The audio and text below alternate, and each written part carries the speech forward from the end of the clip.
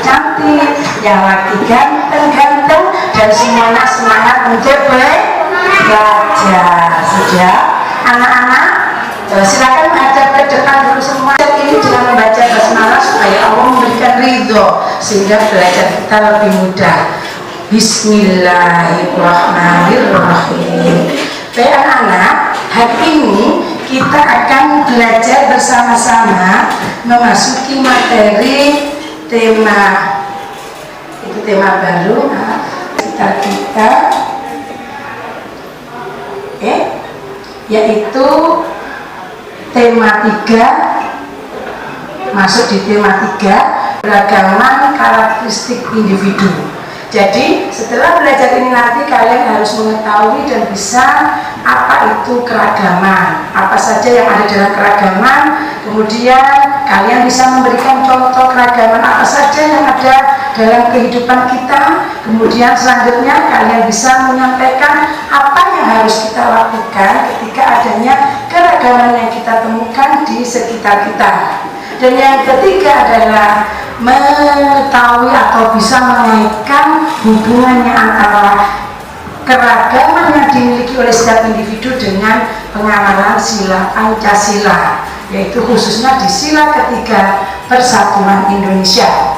Baik anak-anak, seperti pada pertemuan sebelumnya Bu Indah sudah sampaikan bahwa di antara kita satu dengan yang lain memiliki keragaman yang berbeda-beda.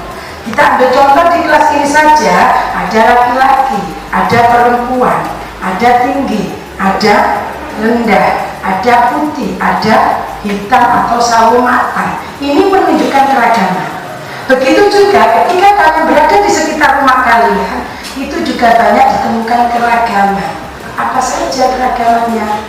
Misalnya kamu beragama Islam, tetangga kamu ada yang beragama Kristen. Kamu beragama Islam, tetanggamu ada yang beragama Hindu. Ini juga keragaman. Tetapi adanya keragaman itu tetap harus membuat kita bersatu. Tidak ada yang saling mengejek atau mengolok.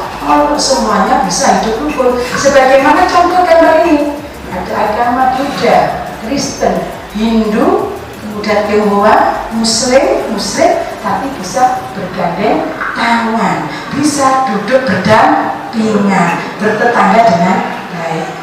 Saya lihat untuk bisa menghormati perbedaan, caranya untuk bisa menghormati perbedaan adalah kita tidak boleh merasa diri kita paling benar, tidak boleh merasa diri kita paling baik. Masing-masing individu memiliki agama, memiliki kepercayaan masing-masing. Kita hargai, mengajarkan agar di antara kita selalu menghormati orang lain. Baik anak-anak, pada kesempatan hari ini Bu Indah akan memberikan tugas kepada kalian, yaitu yang pertama, silakan duduk berhadapan kembali seperti sini. Yang pertama nanti akan Bu Indah beri kartu soal dan gambar, kemudian ada lembar kerja. Satu anak nanti yang membacakan soalnya, satu yang bertugas menulis adalah menuliskan jawaban dari pendapat temannya tadi.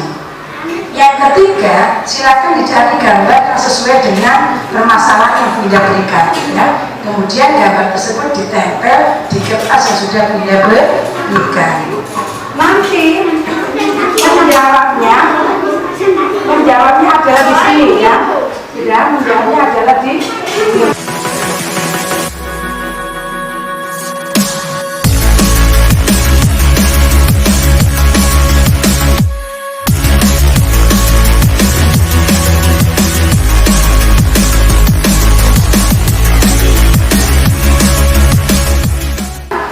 Yang sudah mendapatkan soal membacakan soalnya sehingga kelompoknya bisa mendengarkan. Setelah dibaca, baca juga perintahnya. Oke, mulai. Belum ditulis, masih dibacakan soalnya.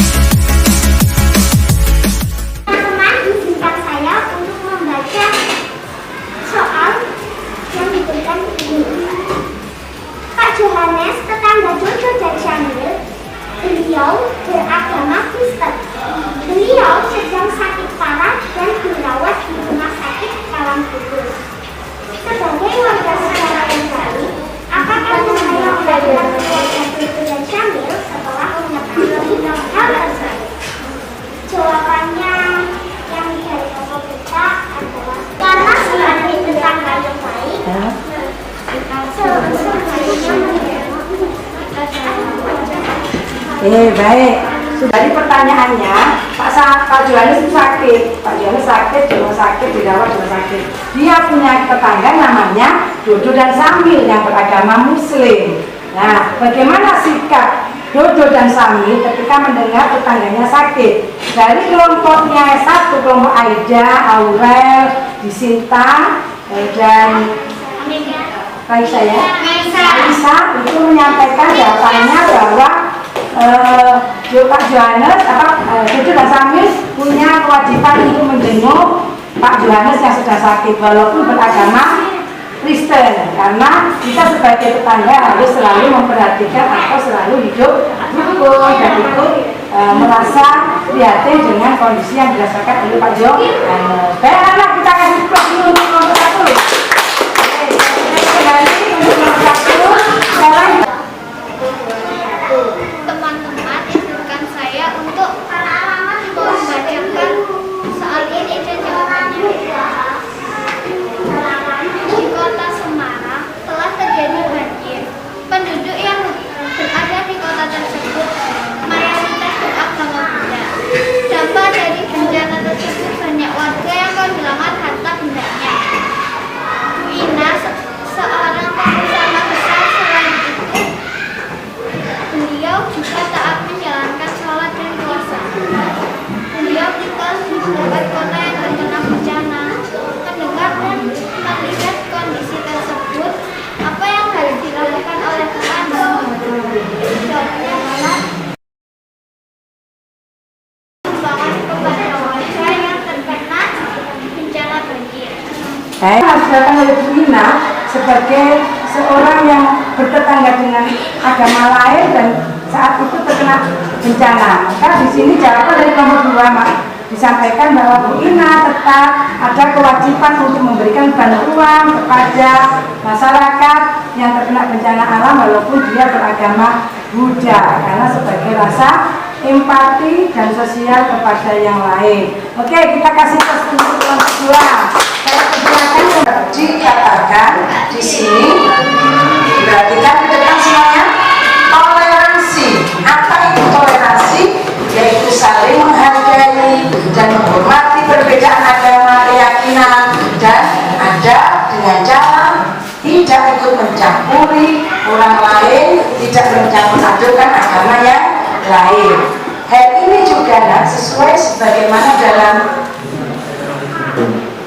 yang artinya adalah untukmu agamamu dan untukku agamaku. Walaupun berbeda agama, kita tetap secara sosial, kegiatan membantu, menjenguk, menolong itu masih punya kewajiban, ya, punya kewajiban. Tapi untuk ibadah masing-masing. Sekali lagi anak-anak, tujuan pembelajaran hari ini adalah kalian sebagai generasi yang akan meneruskan masa depan, kalian punya kewajiban untuk menghormati orang lain, menghargai orang lain, berbuat baik kepada orang lain walaupun dia tidak beragama yang sama dengan kita. Walaupun beda agama, kita tetap menghormati, saling membantu, saling menghargai. Tetangga saya kok kesulitan, dia sakit, mau pergi ke rumah sakit, tidak punya kendaraan, sementara sakit, wajiban untuk meminjamkan kendaraan untuk membawa tetangga sakit tadi ke rumah sakit. Tetapi terkait ibadah, tetap ibadahnya masing-masing, tidak boleh dicampur aduk, sholatnya sendiri, mereka ke gereja sendiri, tapi tidak diganggu saat beribadah. Itu anak-anak ya pembelajaran kita hari ini. Mudah-mudahan apa yang kita sampaikan terkait keragaman, keragaman sifat dari masing-masing individu, mudah-mudahan semakin memperkuat pemahaman kalian tentang bagaimana kita tetap bisa hidup rukun. Dan ini sesuai dengan sila Pancasila, yaitu sila ketiga. Apa bunyinya? Ulang kompak. Apa bunyinya, nak? Baik, kegiatan ini sesuai dengan pengamalan Pancasila. Sila ketiga yaitu persatuan Indonesia. Supaya Indonesia tetap jaya, supaya Indonesia tetap bisa bergandeng tangan walaupun memiliki keragaman yang berbeda-beda, maka salah satunya adalah sikap saling menghargai dan menghormati. Baik, bila akhiri Assalamualaikum warahmatullahi wabarakatuh.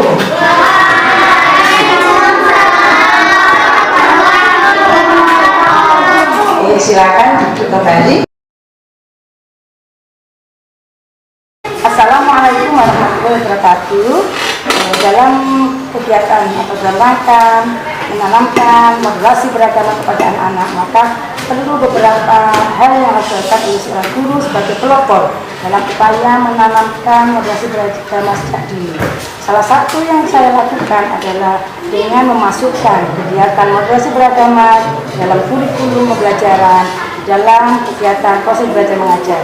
Salah satunya kelas 3 ini ada satu KD, yaitu mengidentifikasi keragaman karakteristik individu yang ada di sekitar kita. Di situ kami memasukkan indikator bagaimana siswa dapat menunjukkan dan bersikap moderasi beragama dalam kehidupan sehari-hari. Salah satu yang kita lakukan pertama adalah di sini anak-anak kita berikan sebuah kartu soal yang berisi tentang problematika atau masalah terkait moderasi beragama. Dari soal tersebut, anak-anak kita minta untuk berdiskusi, menyelesaikan apa yang harus dilakukan, sikap apa yang dilakukan ketika menghadapi beberapa masalah sesuai dengan kartu soal yang itu terkait dengan perbedaan agama. Setelah itu anak-anak kita berikan kesempatan untuk menjawab dan menuliskan jawabannya di lembar kerja. Selanjutnya anak-anak menyampaikan jawabannya kepada teman-temannya. Dengan ini harapan kami anak-anak akan mengetahui dan bisa mengambil nilainya bahwa ketika berhadapan dengan orang lain yang agama lain pun tetap ada kewajiban untuk saling menghargai, menghormati, membantu dan tenggang rasa. Mudah-mudahan dengan pembelajaran ini anak-anak semakin memiliki kekuatan yang bagus, yang kokoh untuk bisa menjalin persatuan dan kesatuan sebagaimana sesuai dengan pengamalan sila Pancasila, sila ketiga yaitu persatuan Indonesia. Baik, demikian yang dapat saya sampaikan. Assalamualaikum warahmatullahi wabarakatuh.